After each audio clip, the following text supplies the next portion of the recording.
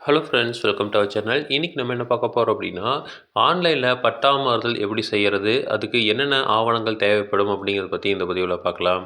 So நமக்கு citizen portal ஒன்று open பண்ணியிருக்காங்க. அதில் பார்த்தீங்க அப்படின்னா ஈஸியாக பட்டா மாறுதல் நம்ம செஞ்சுக்க முடியும். இப்போ நம்ம பத்திரப்பதிவுலாம் செய்கிறோம் அப்படின்னா ஆட்டோமேட்டிக்காக பட்டா மாறுதல் நடந்துருது. பட் இதுக்கு முன்னாடி பத்திரப்பதிவு செஞ்சுருந்தீங்க அப்படின்னா அந்த பட்டா வேற ஒருத்தர் பேரில் தான் இருக்கும். அந்த பட்டா மாறுதல் தான் இந்த ஆன்லைனில் நம்ம செய்ய முடியும்.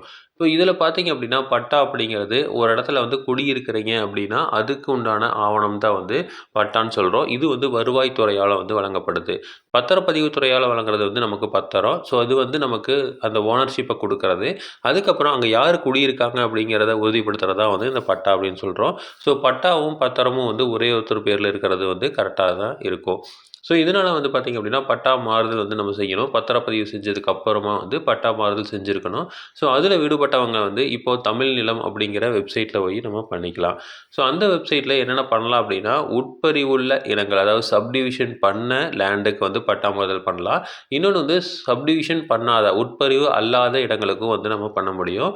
அதில் பெயர் மாற்றம் பண்ணலாம். இல்லை கூட்டு பட்டாவாக மாற்றணும் அப்படின்னாலும் கூட்டு பட்டாவாக மாற்றிடலாம். இப்போ ஒருத்தர் இருக்கார் அப்படின்னா அவருக்கு 4 பசங்க இருப்பாங்க. அப்போ இவர் இறந்ததுக்கு அப்புறம் அந்த 4 பசங்களுக்கு கூட்டு பட்டாவா எல்லாத்துக்கும் அதில் பங்கு இருக்குது அப்படிங்கிற மாதிரி கூட்டு பட்டாவா மாற்ற முடியும்.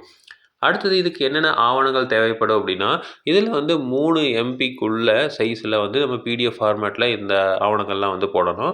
அதில் இதில் ஏதாவது ஒரு பத்திரம் எந்த வகையில் நமக்கு அந்த சொத்து வந்திருக்கு, அதாவது இப்போ கிரைய பத்திரம் மூலமாக வந்திருக்கா, அதாவது நீங்கள் ஒரு காசை கொடுத்து ஒரு லேண்டை வாங்கியிருக்கீங்களா, இல்லை செட்டில்மெண்ட் பத்திரமா, நம்ம அப்பா நம்மளுக்கு செட்டில்மெண்ட் பண்ணி கொடுத்துருப்பாங்க, இல்லை பாக பிரிவினை பத்திரம். ஸோ நம்ம அப்பா இல்லாதப்போ நம்ம அண்ணன் தம்பி எல்லோரும் சேர்ந்து அந்த சொத்தை பிரிச்சுக்கிறது. இதே தான பத்திரம். ஸோ நமக்கு தானமாக அந்த சொத்தை கொடுத்துருக்கலாம். இல்லை பரிவர்த்தனை பத்திரம். ஸோ ஒரு லேண்டை கொடுத்துட்டு இன்னொரு லேண்டை வாங்குகிறோம் அப்படின்னா அது பரிவர்த்தனை அப்படின்னு சொல்கிறோம்.